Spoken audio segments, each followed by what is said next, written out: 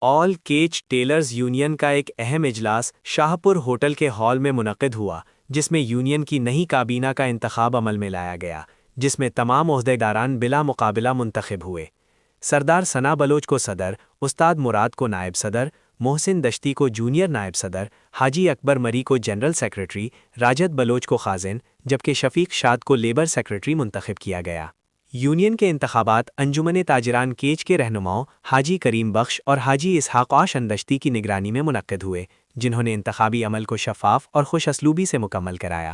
اس موقع پر آل مکران تاجر اتحاد کے صدر حاجی اسحاق دشتی اور حاجی کریم بخش نے نو منتخب کابینہ کے عہدیداران کو مبارکباد پیش کرتے ہوئے کہا کہ کیچ کے ٹیلرز کا ایک پلیٹ فارم پر متحد ہونا نہایت خوشائند اور مثبت پیش رفت ہے۔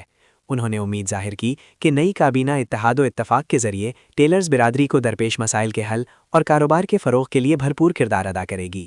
اجلاس میں یونین کو درپیش مسائل، ٹیلرز کے حقوق، روزگار کے مواقع اور کاروباری بہتری سے متعلق امور پر تفصیلی غور و خوض کیا گیا۔